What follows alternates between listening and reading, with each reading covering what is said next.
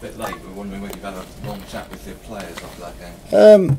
Yeah, I've had a long chat with the players. I've had a pretty similar to the other long chats I've had with the players, unfortunately. Talking to the staff. So yeah, I think sometimes times like this you want to collect your thoughts and try and be rational about the whole thing, because it's disappointing. It's disappointing when the same things happened over and over again. I think what you saw a Blackburn team that came and showed an incredible amount of fight, and I give them massive credit for that. We didn't play a little bit similar to the first 20 minutes against Swansea, where we couldn't quite play through Blackburn as much as we'd like to have done. But that's the case. Then you come in at 0-0 at half time, and you have the opportunity to change it and do something about it. And at the moment, we've conceded 16 goals this season, and I would say that probably Blackburn's goals included today, but we've made 14 elementary mistakes in those 16 goals, and I think Blackburn gave us a little bit of a lesson late on when they're under massive pressure and they're throwing their bodies in and they're blocking and they're aggressive and they're trying to do anything they can within their means to stop a goal going in. And at the moment we're, just defensively very, very soft and weak. And I can't even really blame the midfielders and the attackers, because they're not situations where teams are playing through us too easy. The first goal, I think the first one was a long ball over the top. I think Ryan's 20 yards behind everyone else and then decides to step up, which is not something we've ever worked on. You just got to defend 1v1. The second goal, I think it's Dak the ball gets played and it just runs through the heart of our defence, a bit like West Brom. And it's disappointing. You're talking about, the team conceded, I think, 68 goals last season. We've conceded 16 this season, so quite clearly, at the minute, we can't defend consistently well enough to give ourselves a base. And I'm disappointed that I haven't managed to solve that problem at the moment. Good substitutions though. That changed. Well, you wouldn't think so, because I got booed for the first one, the Crouchy one, which then changed the game. So, I understand the fans' frustration. I understand 2-0 at half time. They're frustrated. I understand they're going to vent that frustration at me.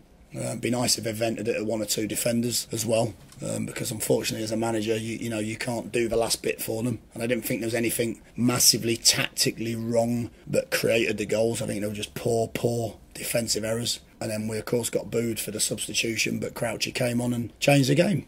It's as simple as that. We scored the first goal, started to show a little bit more aggression, started to show a little bit more desire. I think it's easy sometimes at 3-0 down, but we did it anyway. Score the first one, score the second one. I think Crouchy, if he can direct his header an inch away from the goalkeeper's shoulder, he makes it 3-3. We then get a penalty, which I'm not being critical of Sido, but of course when you pick Bennick's gone off, our main penalty taker. A bit like West Brom, when you pick the ball up, you're then responsible to find the net, and we missed that one. So we had I think today, as much as the woeful defending is, it's hard to come and say again and make it sound like it's someone else's fault but my own, which I'm not trying to do. But we really should be coming in saying we've drawn, maybe had 6 minutes at the end of the game where I think we would have put them under immense pressure.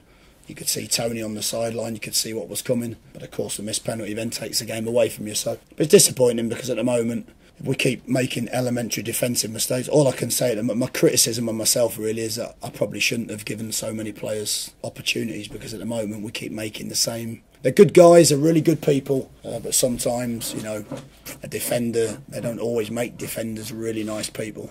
Sometimes they're horrible sods and they do what they have to do to keep a clean sheet, and at the moment we haven't done that enough. Okay, well, you've got the Forest game coming up in the Cup. Does this give you an opportunity to start making the sort of changes that are necessary?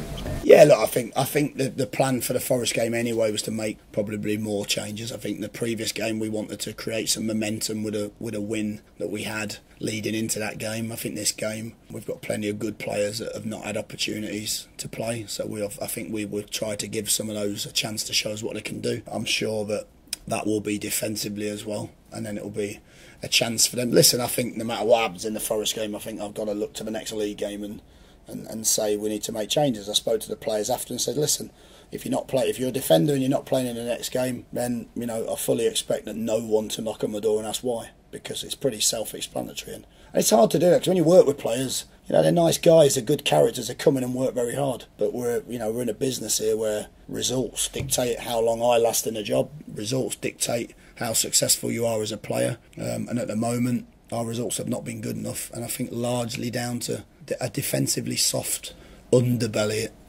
in a lot of the games.